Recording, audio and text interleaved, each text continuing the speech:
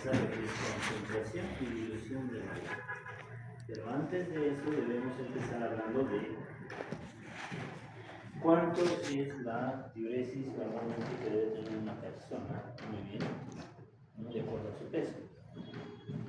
Recordemos que una persona en promedio, un adulto, debe orinar aproximadamente en 24 horas. ¿Cuánto de volumen? 1500. Más o menos entre 1000 a 1500 mililitros por día. Muy bien. Es el promedio que debe orinar una persona. Pero ¿qué pasa si una persona no ingiere agua en grandes cantidades, líquidos y grandes cantidades, y esta persona no necesita estos requerimientos de agua? Lo que va a hacer es va a orinar más diluido, mucho más claro, ¿no? Es lo que pasa cuando uno toma bastante agua, ¿no es cierto? Orina mucho más claro, va varias veces al baño, etc. Pero ¿qué pasa si estamos en una situación en la cual el organismo no tiene accesibilidad a líquidos? Por ejemplo, una huelga de hambre, en situaciones donde aumenta la temperatura. ¿Cómo orina una persona? Concentrado y menor volumen, ¿no es cierto? Entonces, partiendo de esto, tenemos que saber cuánto es el volumen de orina que produce una persona normalmente. Un adulto debería orinar, lo que se llama la diuresis,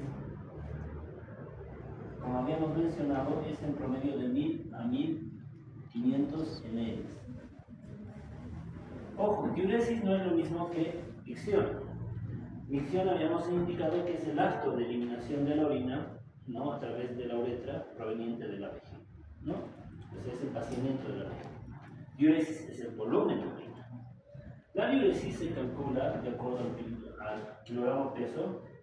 La diuresis horaria corresponde a 0.5 a 1.0 ml por kilogramo por hora. Muy bien. Entonces, por ejemplo, vamos a hacer un ejercicio. Cualquiera de ustedes, por ejemplo. ¿Cuánto es tu peso aproximado? 70 kilos. ¿Edad? 20 años. Nos tenemos a una persona de sexo masculino de 20 años de edad, con un peso aproximado de 70 kilogramos.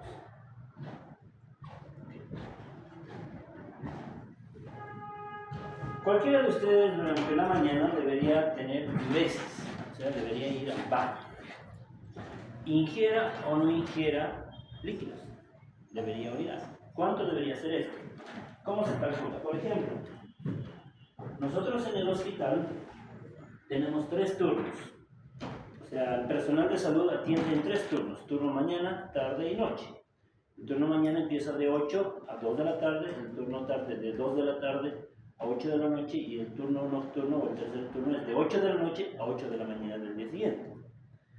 En los cambios de turno, a las 2 de la tarde, a las 8 de la noche y a las 8 de la mañana, debe estar registrada la diuresis del paciente. Porque, ¿qué pasa si en uno de estos turnos no micciona el paciente? Pues ya nos llama la atención. Entonces tenemos que saber calcular la diuresis horaria. Entonces, si hablamos, por ejemplo, de este paciente de 8 de la mañana a 2 de la tarde, te piden calcular la diuresis en el turno mañana. ¿Cuántas horas tenemos de 8 de la mañana a 14 horas? ¿Cuántas horas tenemos? 6 horas, Entonces te dicen calcular la diuresis en 6 horas. Muy bien. Entonces, ¿cómo hacemos este ejercicio? Si la fórmula nos dice la diuresis horaria mínima es de 0.5 a 1 ml por kilogramo por hora, entonces lo que hacemos es multiplicar 70 kilogramos, que es el peso del paciente, por, en este caso vamos a usar el valor mínimo, 0.5 ml. ¿Cuánto nos da esto? Como resultado, 35 mililitros. 35 mililitros, ¿en cuánto tiempo? Esto es por hora. O sea, nuestro compañero debería orinar cada hora 35 ml. Eso no significa que él vaya cada hora a miccionar, eso es difícil, Pero nosotros por lo menos tenemos que calcular en un turno, por ejemplo, de 6 horas, cuánto debería orinar el paciente. La mayoría de acá de nosotros mínimamente ya ha tenido diuresis durante la mañana, ¿no es cierto? Algunos tendrán otra segunda diuresis durante el resto de la mañana. Pero ¿cómo calculamos eso? Si 35 ml es por hora, entonces me dice calcular en 6 horas. 35 ml por 6, ¿esto cuánto me da? 210. 210. Mínimamente, ¿no? Esta persona en 6 horas debería orinar 210 mililitros, ¿no? 210 mililitros. 200 ml es como la taza como el volumen de una taza, ¿no? Entonces es lo mínimo que debería orinar nuestro paciente. Ahora, si la diuresis generalmente se calcula por hora, o se calcula de acuerdo al horario esperado, o en 24 horas.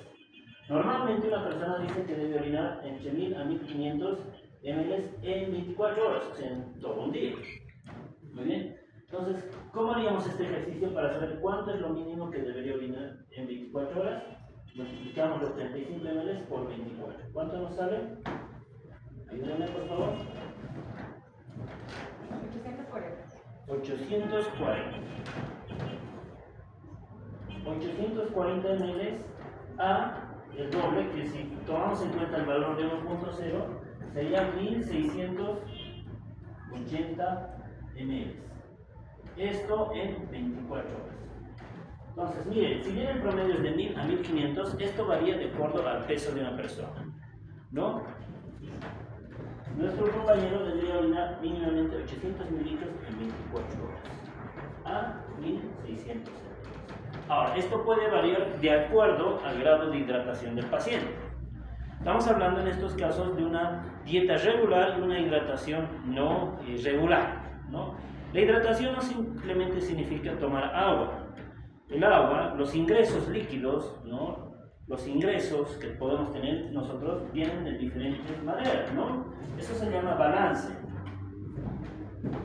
El balance hídrico. Eso era una de las funciones del riñón. ¿Recuerdan? Balance hídrico.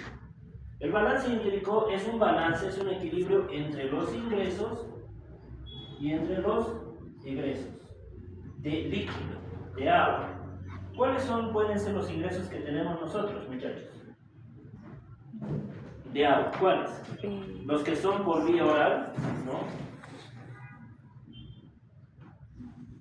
Incluye, por ejemplo, la dieta, ¿no? Los alimentos tienen agua, ¿no? Los alimentos líquidos como la sopa, el té, incluyen agua, ¿no? Eso se calcula, ¿no? Otro, ¿cuál más? El agua que se produce en metabolismo, ¿no? El agua metabólica. ¿No es cierto? Y otro, que cuando un paciente esté internado, por ejemplo, puede recibir soluciones parenterales, ¿no? Ya sea solución fisiológica, dextrosa, etc., tienen volumen. Y los egresos van a ser las pérdidas. ¿Las pérdidas cuáles llegarían a ser? Las pérdidas son de dos tipos, ¿no es cierto? Sensibles e insensibles. Las pérdidas sensibles son aquellas que nosotros somos conscientes de las que estamos perdiendo. Por ejemplo, ¿cuáles? Heces. Ya, muy bien, las heces fecales, ¿no? ¿Cuál más? De lo que estamos hablando ahora. El sudor. La orina, la diuresis, ¿qué más? El sudor. El sudor. Sí, el sudor podría ingresar también, ¿no? Y luego tengo las pérdidas insensibles. ¿Cuáles serían? ¿Ah? La respiración. ¿no? Bueno, en este caso es la respiración. Y luego tengo la respiración, ¿no? Ok. Ahora, ahí se sumaría entre los egresos, por ejemplo, las pérdidas patológicas, como cuáles: vómitos, diarreas, o si el paciente es operado, ¿no? No sé si han visto, les dejan drenaje, ¿no? Cuando es operado de la vesícula, del páncreas, les dejan unos tubitos que se llaman drenaje, para evitar que se acumule sangre, ¿no? Entonces, de esta manera, tanto ingresos y egresos debe equilibrarse, ¿no? Regularmente. Entonces, si una persona, por ejemplo, toma bastante agua, ¿no? Su volumen urinario puede ser más de 1600 ml, si es que no los necesita. De eso se encarga el riñón. si el riñón estaría funcionando inadecuadamente, una persona que toma en exceso agua va a empezar a acumular agua en el espacio intersticial y eso se llama edema, ¿cierto? Entonces, el riñón tiene esa función, ¿no?, de ante las necesidades de agua, de disminuir el volumen de orina o aumentar el volumen de orina, por un lado, de disminuir la concentración de solutos en orina o aumentar la concentración de solutos en orina. Eso se llama concentración y dilución de la orina, es lo que vamos a tocar el día de hoy. Pero antes de pasar eso, que es parte de la actividad, ¿no?, de la siguiente semana y la subsiguiente, podemos hablar un poquito de los cambios de volumen de orina. Cuando una persona, por ejemplo, en caso, ¿tu nombre cuál es, perdón? Brandon, por ejemplo. Brandon, en 24 horas es lo que deberías orinar. Pero ¿qué pasa si orina 600 ml? Hay un volumen de orina disminuido, ¿no es cierto? ¿Cómo se llama al volumen de orina disminuido? Oliguria. Oliguria, el paciente está en oliguria. Por ejemplo, ya no tomamos el ejemplo de Brandon, nos dicen, por ejemplo, el paciente debe orinar 1200 ml mínimamente en 24 horas. De 8 de la mañana a 8 de la noche el paciente ha orinado 200 ml. Ya de entrada, sin calcular, es muy poco, ¿no? 200 ml. El paciente está en oliguria. ¿Eso qué nos llegaría a pensar? ¿A qué nos lleva a pensar eso? Que el paciente está en oliguria. ¿Qué sugiere? Sencillo, si no hay diuresis, ¿qué significa? Que los riñones no están funcionando, algo está pasando, el paciente está en falla renal. Está en falla renal. ¿Muy bien? Nosotros cuando evaluamos la función renal, o cuando evaluamos cualquier sistema, hay el área clínica y el área complementaria. El área clínica significa lo que tú encuentras en el paciente o lo que te dice el paciente, ¿no? O sea, los síntomas es lo que te dice el paciente y los signos es lo que tú encuentras como médico. Luego te apoyas en los exámenes complementarios, como hemos visto la creatinina, ¿no es cierto?, la urea.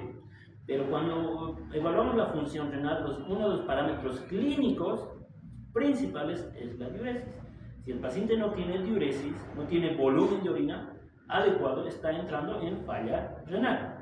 Ahora, esta falla renal puede ser por múltiples causas, ¿no? Eso ya es un tema un poco más avanzado, ¿no? Entonces se conoce como oliguria. ¿Y qué pasaría si el paciente no orina nada? ¿Cómo se llama eso? Anuria. Anuria. Muy bien. Pero hay algunos textos que te dan un valor.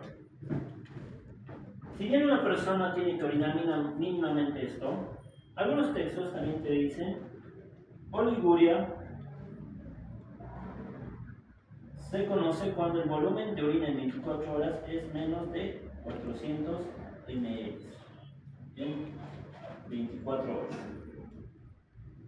O sea, no importa el peso, si una persona orina menos de 400, se considera oliguria. Y anuria, si bien significa nada de orina, es cuando una persona orina menos de 100 ml en 24 horas. Esta referencia la tomo de un libro que se llama Laboratorio Clínico de Balcells, ¿bien? Que el siguiente año lo van a ver en el área de... hay una área que se llama Laboratorio Clínico. ¿Bien? Ahora, ¿qué pasa si es todo lo contrario? Si esta persona orina más de lo normal. ¿Cómo se llama eso? Oliguria. Muy bien. Ahora, ¿hay algún valor de corte, un punto de corte? Algunos dicen que oliguria se considera cuando la persona orina más de 3000 ml en 24 horas. El libro que les digo es Laboratorio Clínico de Balcells. Si gustan, ya se lo pueden ir comprando, porque igual lo van a utilizar el siguiente año, ¿no? Y además este libro nos sirve para ver lo que es examen de orina, que es la actividad de la subsiguiente semana. Muy bien. ¿Entendido hasta acá? Ok. ¿Puedo cambiar? Sí, ¿no?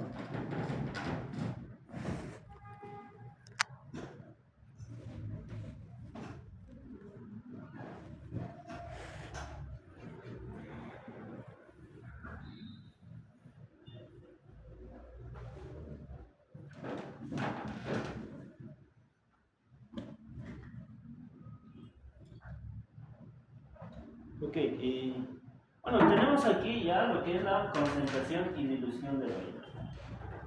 Esto es lo que decíamos, ¿no? Si una persona toma bastante líquido, orina de esta manera. Si una persona no ingiere líquido, o las necesidades de líquido son no grandes, orina de esta manera. Por ejemplo, un paciente con fiebre, ¿no? Con una infección y fiebre de respiración, va a orinar de esta manera. Muy bien. Para hablar de concentración y dilución tenemos que conocer el término de osmolaridad, ¿no? En este caso, la osmolaridad plasmática conocemos que oscila entre 280 a 300 miliosmoles por litro. Vamos a agarrar como promedio 300 miliosmoles por litro. ¿Y cuánto es la osmolaridad urinaria? La osmolaridad urinaria es diferente. Puede oscilar, miren, desde 100 a 1200 miliosmoles por litro. ¿Por qué es tan cambiante y no es como la del plasma? La del plasma, normalmente para mantener la homeostasis debe ser de 300 miliosmoles. Pero el de la orina, miren, dice que va desde 100 a 1200. Es un intervalo bastante amplio, ¿no es cierto? Pero en promedio se maneja de 600 a 800 miliosmoles por litro. Ese es el estándar, por decirlo, de la osmolaridad. Estamos hablando de una persona que bebe agua regularmente, ni en deficiencia ni en exceso. Su osmolaridad urinaria debería estar alrededor de los 600 o a 800. Muy bien. Pero cuando una persona, por ejemplo, está en estado de sobrehidratación, va a orinar de forma diluida con esta osmolaridad. Una persona que está en estado de concentración de orina, por ejemplo, ante una deshidratación, su osmolaridad va a llegar hasta 1200 milimoles.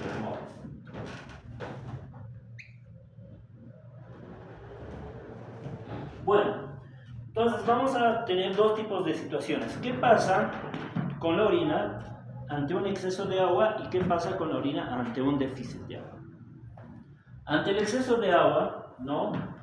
Se inhibe la hormona ADH. ¿Qué significaba ADH? Antidiurético. Hormona antidiurética, ¿no es cierto? Se inhibe. La hormona antidiurética, ¿qué es lo que hacía?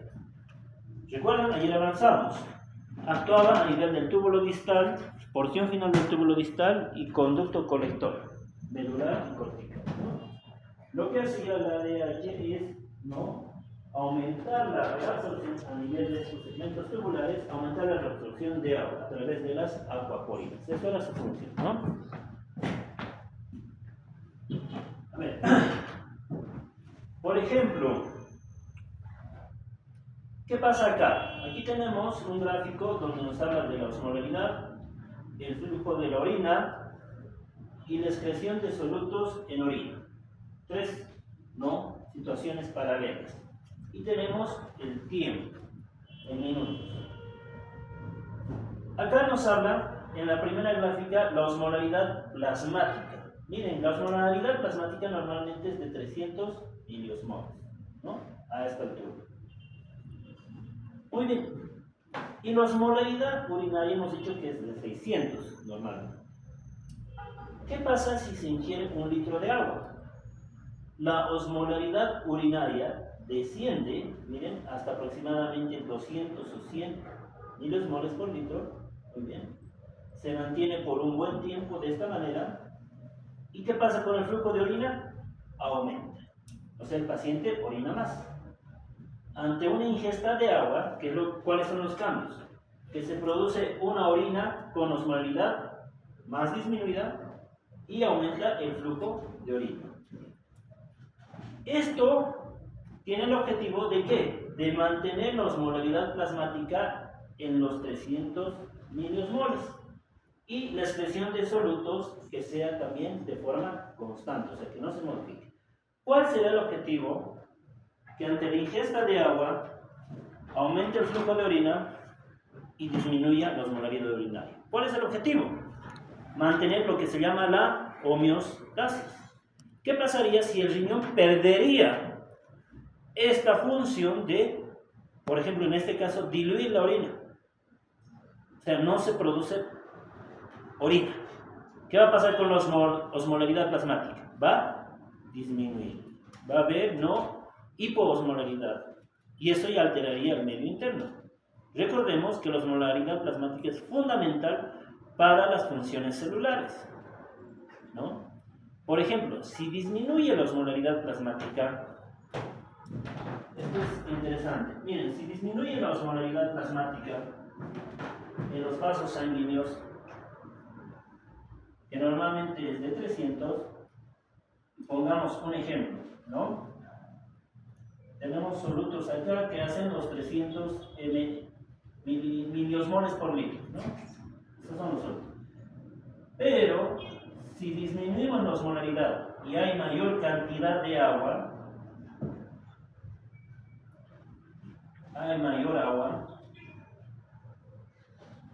esto puede llevar a repercusiones muy graves. Aquí ha disminuido la osmolaridad. ¿Cuáles son una de las complicaciones más graves?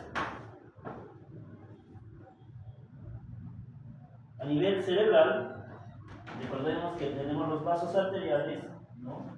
También. Si tengo una osmolaridad, póngale, de 280, o sea, hay mayor concentración de agua y menor concentración de solutos. ¿Qué va a pasar? El agua va a pasar del espacio intravascular, ¿hacia dónde? Hacia el espacio intersticial del cerebro. ¿Cómo se llama eso? Edema cerebral. El paciente se le hincha la cabecita del cerebro. Entonces, es una de las razones fundamentales por las cuales no se debe mantener, por ejemplo, la osmolaridad plasmática dentro de los valores normales.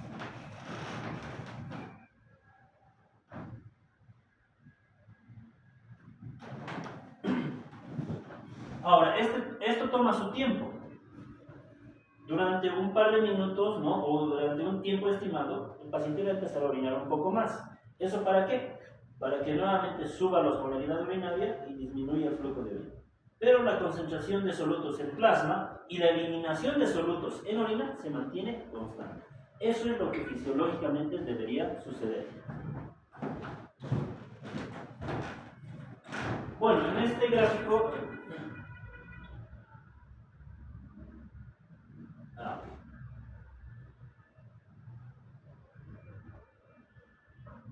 Ok, ¿qué segmentos participan en la dilución de la orina? Ya esta es la parte no aplicada. Este es el esquema de la nefrona, de los túbulos, ¿no? Este es el glomérulo, túbulo proximal, el asa de Henle, túbulo distal, túbulo colector, conducto colector. Existe lo que se conoce como segmentos diluyentes tubulares. Como su nombre lo dice, segmentos diluyentes significan que diluyen la orina. ¿Qué quiere decir eso? Que no reabsorben agua.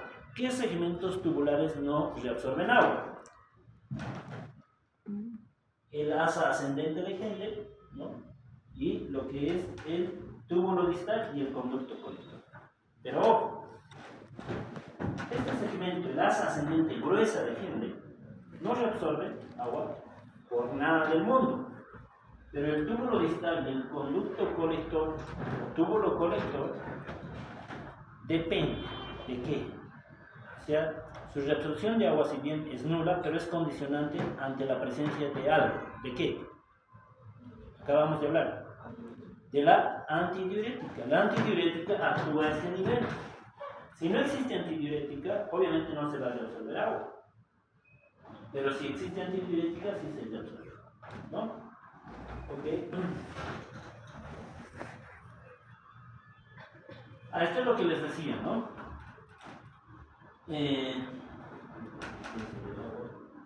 Bueno, antes de pasar acá. Si una persona no toma bastante agua, se va a inhibir la secreción de ADH. ¿Qué quiere decir eso? Que a este nivel no se va a reabsorber agua. ¿Cuánto de agua se reabsorbía a este nivel? ¿El porcentaje? Se reabsorbía en un 5%. Hasta 10% podríamos, ¿no? Esperar. ¿Y bien? Ese es el único mecanismo que cuando nosotros tomamos mucha agua se inhibe la secreción de ADH. ¿En qué condiciones también se inhibe la secreción de ADH? La ADH se inhibe ante situaciones, ante ingesta de bloqueantes del ADH, por ejemplo, como el alcohol, ¿no? Cuando uno ingieres bebidas alcohólicas, vas muchas veces al baño. Y dices, ¿por qué tal vez? Es porque el alcohol inhibe la secreción de la ADH. Entonces una persona que toma bebidas alcohólicas, lo que ingiere, se bloquea ese ADH y empieza a orinar. No es porque esté sobrehidratado, sino porque se está bloqueando la ADH. Y una persona que toma bastante alcohol, por ejemplo, en una intoxicación alcohólica, puede entrar en una fase de deshidratación. Muy bien, porque se bloqueó su ADH durante el consumo de bebidas alcohólicas. Ahora vamos a hablar de qué pasa ante la deficiencia, ¿no? Ante la falta de agua, ante el consumo de agua. ¿Qué es lo que se forma? Una orina concentrada. Esta orina concentrada puede llegar, como les dije al inicio, hasta 1200 milimoles por litro, su osmolaridad urinaria. ¿Bien? Aquí tengo lo que les decía, el balance. Esto es un balance hídrico. El balance, como tal vez han visto en bioquímica, el balance hídrico debe ser neutro para mantener la homeostasis. ¿Qué significa neutro? Que tanto los ingresos como egresos sean iguales. Por ejemplo, si tengo ingresos de 3.500 ml en agua, de diferentes vías procedentes, las pérdidas deben ser de 3.500 para que haya ingresos y egresos equilibrados. Cuando los ingresos son más que los egresos, por ejemplo, hay 5.000 ml de ingreso y solo 3.000 ml de egreso, hay un balance que se conoce como positivo. ¿De cuánto? De más 2.000 ml. ¿Qué quiere decir eso? Que 2.000 ml o 2 litros han quedado en el cuerpo. Todo lo contrario, por ejemplo, una persona con diarrea abundante 2-3 días y que no va al médico para su hospitalización, sus ingresos serán pues 2.000 ml, pero sus egresos serán 4.000. Entonces existe un balance hídrico de tipo negativo, está perdiendo más de lo que necesita. ¿Cuánto? Menos 2 litros, ¿no? Y entra en estado de deshidratación. Pero en las primeras horas, ¿no? En los primeros días, el riñón se encarga de evitar aquello, de que el paciente llegue a alterar, ¿no? Su medio interno. Y eso es con la concentración y dilución de orina. Para recordar, ¿no? La ingesta de agua, por ejemplo, puede ser 1 litro. ¿Cuánto se dice que toma una persona de agua? 2 litros de agua por día, ¿no? El agua proveniente de los alimentos, o sea, del desayuno, el almuerzo, la cena, puede ser de 800 a 1000, ¿no? El agua metabólica promedio 300 ml, ¿no? Total puede variar de 1500 a 3500 ml. Ahora, los egresos vienen, ¿no? Desde las pérdidas insensibles, como la piel, el pulmón, ¿no? En promedio dicen en el texto de Guyton de 300 o 350 milimoles, las heces 300 milimoles y el riñón, ¿no? 1 litro a litro y medio o de 600 a 200 milimoles. Este es un balance hídrico. Si tomamos 3.500 con 3.500 de ingreso y egreso, es un balance hídrico neutro. Eso es lo que naturalmente debería suceder.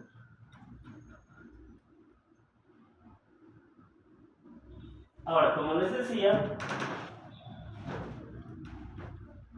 es bien paradójico, o no sé si el término sea paradójico, es bien interesante cuando los pacientes vienen, ¿no? Con falla renal o están internados y dicen, sí, me estoy hinchando, doctor. ¿Cómo era esto? A ver, déjenme acordar. Sí, se me hincha de vez en cuando los pies. Okay, ¿y no ha notado que ha disminuido el volumen de su orinar? Les pregunto. Sí, estoy orinando poco, pero es porque no tomo agua, te dicen. ¿Qué opinan de eso? ¿Será cierto? O sea, está muy asociado de que una persona que no tome agua no va a orinar. No. ¿Qué opinan? No.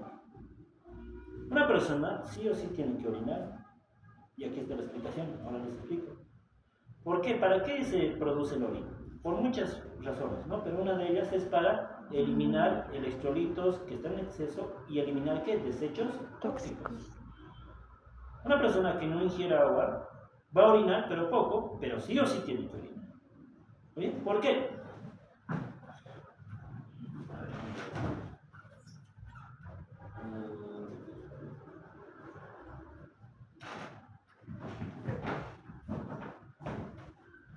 Ya.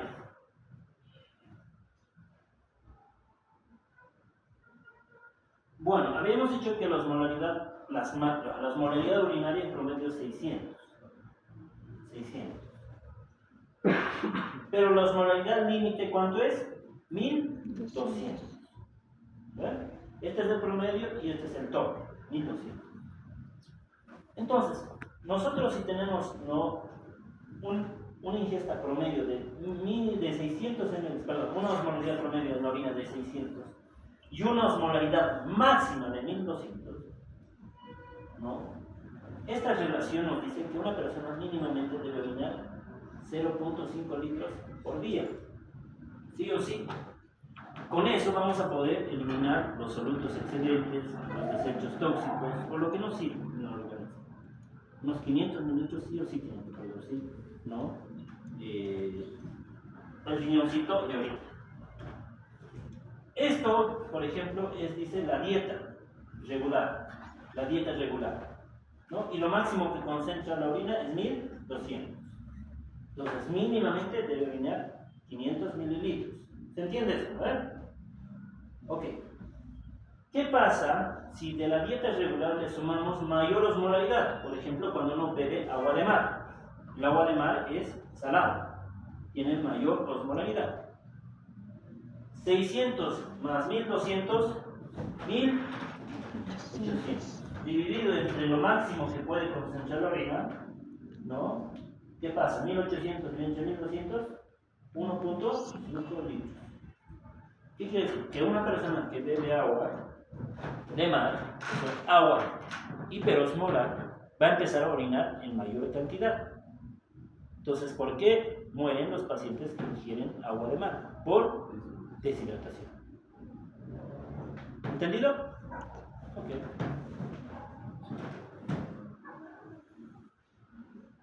Ok. Si bien la parte para diluir era solo bloquear la rea de leche, ¿no? Para concentrar la orina se pone un poquito más feo, ¿no? Hay dos mecanismos. Uno, aumenta una concentración elevada de ADH, lo que aumenta la permeabilidad de los túbulos distales y conductos colectores al agua. Ese es el primer hecho. Segundo hecho, existe una elevada osmolaridad de líquido intersticial medular. Vamos a explicar los dos hechos.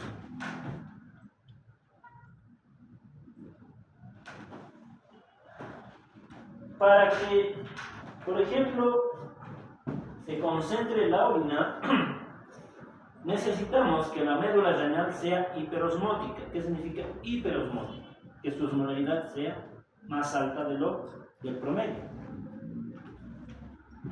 Entonces, para eso, debo recordar que existen dos tipos de nefronas.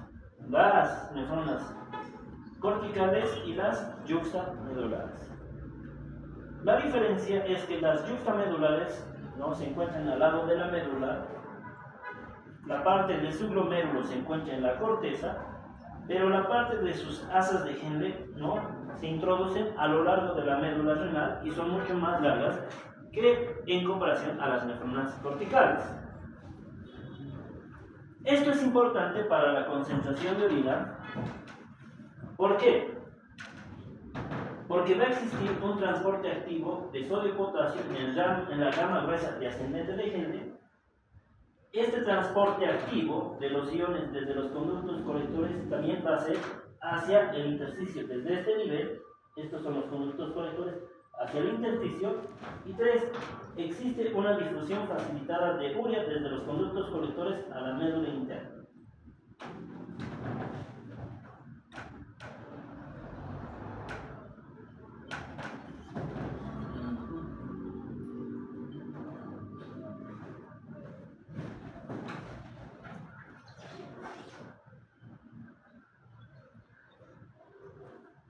Para concentrar la orina se dice que se necesita 3 situaciones. Uno, que aumente, ¿no?, el cotransporte sodio 2-cloro-potasio, ¿no es cierto? Eso hace que aquí va a existir mayor concentración de solutos. ¿Cuál era el otro efecto? El otro era Transporte activo de iones también. Acá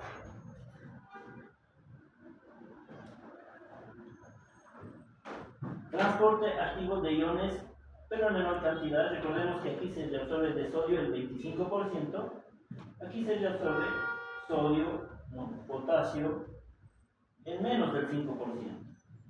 Pero esto hace que aumente la concentración de solutos en la médula. Y tercero, que en el conducto colector se reabsorbe una molécula osmóticamente activa llamada urea.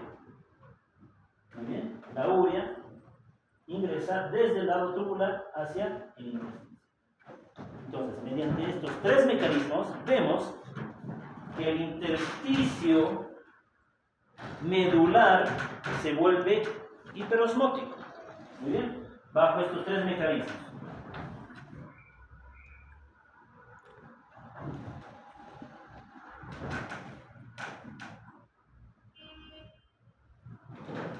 Ahora, pero esto no se genera simplemente por estos transportadores, por esos tres hechos, sino existe un mecanismo que se llama mecanismo de contracorriente. Ya acá se pone más fea la cosa. Y necesito que me presten atención. En el texto es muy difícil de entenderlo, incluso en la explicación de ahora tal vez cuesta. ¿Bien? ¿En qué se basa este mecanismo de contracorriente? Este es un vaso recto, muy bien, un vaso recto que está circulando alrededor del asa de Henle, ¿no? De estas asas de Henle largas. Normalmente la osmolaridad plasmática es de, ¿cuánto hemos dicho? 300. Pero a medida que este vaso va descendiendo hasta la punta del asa de Henle, miren, va aumentando 600, 800, 1000 y 1200 milimolas. Lo propio pasa con el intersticio medular, va aumentando la osmolaridad. ¿Cuál es la razón de que aumente la osmolaridad a mayor profundidad? Ahí entramos a los pasos, 7 pasos para el mecanismo de contracorriente. Entonces acá presten atención. Esto está en el texto, pero vamos a tratar de facilitar la explicación. Primer paso, dice, el asa de Henle, ¿no? Tenemos acá el asa de Henle, tiene un líquido tubular. Este líquido está proveniendo ¿de dónde? Del túbulo proximal, y del túbulo proximal proviene del glomérulo renal. ¿Cuánto es la osmolaridad del túbulo proximal si bien se filtra todo? ¿Lo ven? Se filtra todo excepto ¿qué? Proteínas, albúmina, ¿cierto? Entonces se dice que la osmolaridad del líquido tubular en el túbulo proximal es igual que la del plasma. ¿Cuánto sería? 300. El asa de Henle va a recibir este líquido tubular proveniente del túbulo proximal con la misma osmolaridad de 300, ¿no? Por eso dice que el asa de Henle recibe 300 milismoles igual que la del plasma. Hasta ahí no hay donde perderse. ¿Entendido? Segundo paso. Dice, la rama gruesa del asa de Henle, nos ubicamos acá, muy bien, absorbe sodio 2-cloropotasio, creando un gradiente de osmolaridad de 200 milismoles entre líquido tubular e intersticio medular. ¿Qué quiere decir esto? En el segundo paso es que cuando el líquido tubular pasa al asa de Henle, se va a activar el cotransportador sodio 2-cloropotasio. Va a sacar estos electrolitos desde el túbulo al intersticio, o si quieren a este lado, al intersticio medular, creando un gradiente. ¿Qué es gradiente? Una diferencia de solutos de 200 milismoles. ¿Qué quiere decir eso? Que la osmolaridad del líquido tubular va a bajar a 200, que era 300, y la osmolaridad del intersticio, que era de 300, va a subir a 400. ¿Se entiende? ¿Sí? Ok. Tercer paso, dice. La rama descendente empieza a absorber agua para equilibrar la nueva osmolaridad del intersticio. Como hemos visto acá en el segundo paso, esta médula se está empezando a hacer hiperosmótica. Para compensar esa hiperosmolaridad, el agua, ¿no? ¿En qué parte del asa de... ¿Cómo le va, Doc? Buen día, Doc. Igualmente, Doc, que esté bien.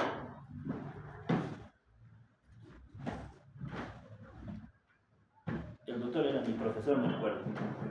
Varios años. Eso de la docencia es bien gratificante porque te encuentras con tus docentes que ahora son colegas, ¿no? Pero siempre hay el margen del respeto y la admiración. Bueno. ¿Qué parte del asa de Henle? Recordemos que el asa de Henle tiene una rama descendente, una ascendente. ¿Qué parte de la rama del asa de Henle absorbe agua? La descendente. O sea, esta es tu asa de Henle. Esta es la ascendente y esta es la descendente. Y aquí al medio tienes un medio hiperosmótico. Recordemos que cuando tenemos dos compartimientos, en un lado es hiperosmótico y en otro es hipoosmótico, ¿qué pasa con el agua? Va del lado hipoosmótico al lado hiperosmótico. Entonces, lo que sucede, sabemos que el asa descendente de Henle es el que reabsorbe agua, ¿no es cierto? Entonces, en el tercer paso pasa, ¿no?, el agua al espacio intersticial a manera de tratar de disminuir esa hiperosmolaridad. Pero al salir el agua desde el espacio tubular descendente hacia el intersticial, ¿qué va a pasar con la osmolaridad del líquido tubular? Va a aumentar. ¿Me están siguiendo, no es cierto? Ok, miren, como en el cuarto paso ya la osmolaridad del líquido tubular ha ascendido a 400 miliosmoles. Bueno, cuarto paso, dice, el túbulo proximal al asa descendente empuja el líquido tubular hacia el asa ascendente para que siga la ruta. Hasta acá se ha entendido. Ahora, pero recordemos que el líquido no es estático, sigue fluyendo, ¿no es cierto? O sea, a este asa ascendente le va a seguir llegando del túbulo proximal mayor líquido. ¿Con cuánto de osmolaridad llega? De 300. Va a descender, ¿no? Va a descender. Y recordemos que acá en el séptimo paso, o sexto, si no me equivoco, llegó el líquido tubular y empieza a aumentar la osmolaridad del líquido tubular descendente. El asa ascendente nuevamente activa su cotransportador sodio 2-cloropotasio y reabsorbe, sigue reabsorbiendo soluto. Recuerden que era ¿cuánto acá? 200. Pero como sigue llegando mayor carga tubular, va a seguir reabsorbiendo mayor soluto, el asa ascendente de Henle, y va a crear ese gradiente de 200. Ahora ya no es 400, es 500 sobre 300. Para compensar esta hiperosmolaridad plasmática, el siguiente paso es que el asa descendente reabsorba agua, ¿no ve? Para que esta osmolaridad se disminuya, trate de disminuir. Pero al tratar de disminuir esta osmolaridad, el líquido tubular se hace más hiperosmótico. En el siguiente paso es que le llega nuevo líquido tubular con 300 miliosmoles, pero es mucha carga y sigue reabsorbiendo mayor soluto en el intersticio. Eso se llama sistema de contracorriente. Aquí dice, ¿no? En el quinto paso la osmolaridad ya aumenta a 500. Previamente era ¿cuánto? 400, ¿no? ¿Por qué se debe generar un gradiente de 200? ¿Quién genera este gradiente de 200? El asa ascendente de Henle. En el sexto paso dice, el asa descendente entra en equilibrio con la médula. Lo que les decía acá, debe haber un equilibrio, pero al hacer ese equilibrio, al reabsorberse agua desde el asa descendente, la osmolaridad del líquido tubular empieza a aumentar nuevamente. Luego sigue llegando más carga tubular de solutos y así sucesivamente. Esto llega a ser hasta 1200 miliosmoles. ¿Se entendió? ¿Preguntas? Bueno, en la grabación tal vez lo van a entender. Como dice en el punto 7, esto se multiplica, ¿no?, por varios pasos hasta llegar a una osmolaridad de 1200 miliosmoles. ¿Para qué y por qué? Ahí está, este es el resumen, ¿no? Como la osmolaridad del líquido tubular de 300 pasa 400, 400, 500 y llega a 1200. Pero si se dan cuenta, esto también es interesante. La osmolaridad en la parte del túbulo proximal y túbulo distal oscila en 300. Pero a medida que va descendiendo, ¿no?, va aumentando. ¿Qué quiere decir? Que la osmolaridad de la punta del asa de Mendel generalmente es hasta 1200 miliosmoles.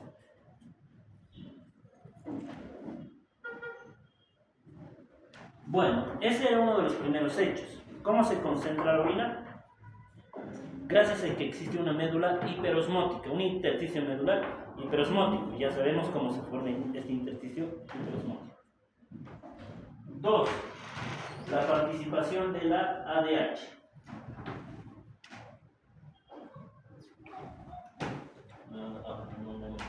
Bueno, la ADH actúa en el túbulo distal, túbulo colector y conducto colector. Ya mencionamos el día de ayer que la ADH va a actuar mediante unos receptores llamados B2, ¿no? Ahí se va a unir la ADH y va a estimular la producción de las aquaporinas. Estas se van a unir al lado luminal, de esta manera el agua ingresa, ¿no? ¿Cuánto aporta? De 5 a 10% de la reflexión de agua, ¿no? Si una persona no tiene acceso al agua, se secreta la ADH y se empieza a absorber agua.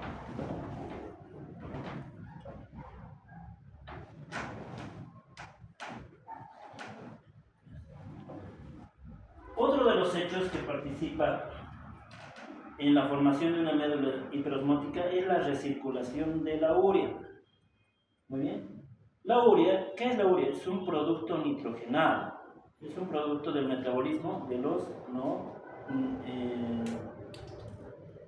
de los azoados. Muy bien. La urea se reabsorbe en diferentes segmentos del túbulo, ¿no?, pero se reabsorbe principalmente, miren, en la parte del conducto colector. También se reabsorbe a nivel de lo que es el túbulo proximal, muy bien, parte de lo que es el túbulo distal, pero en el conducto colector se reabsorbe gracias a unos transportadores llamados transportadores de urea o UT de tipo A3. Muy bien. Estos transportadores de urea van a responder a la presencia de ADH. O sea, ¿qué quiere decir? Que se activan cuando existe ADH. Entonces, otra segunda función de la ADH. La ADH aumenta la absorción de agua y estimula a los transportadores de urea de tipo A3, donde a nivel del conducto colector medular, este es el conducto colector cortical y este es el conducto colector medular, a este nivel, se reabsorbe la urea. Ahora, la urea, si ustedes recuerdan, en el cálculo de osmolaridad plasmática entran, ¿ven? 2 sodio, ¿cómo es? 2 por sodio más 2 potasio, glucosa, urea, ¿ven? ¿Por qué se toma en cuenta la urea? Porque es un soluto osmóticamente activo. ¿Qué significa osmóticamente activo? Que atrae ¿qué? Agua, ¿no? Que atrae agua. Entonces, como la urea se va del conducto colector medular al intersticio, esto también va a ayudar a que la osmolaridad del intersticio se haga más hiperosmótica. Si toda la médula es hiperosmótica, el agua va a tender a pasar desde el líquido tubular hacia el espacio intersticial. ¿Y cómo va a orinar la persona? El paciente, ¿cómo va a orinar? ¿Más diluido o más concentrado? Más concentrado. Ya me cansé, a ver, ¿qué más hay? Ya, mañana continuamos con todo esto. ¿Muy bien? Esta es la parte fisiológica. Vamos a pasar a una parte de aplicación clínica y patológica. ¿Alguna pregunta hasta acá? Muy bien. Espero que les haya gustado. Nos vemos mañana a las 8 de la mañana. ¿Muy bien?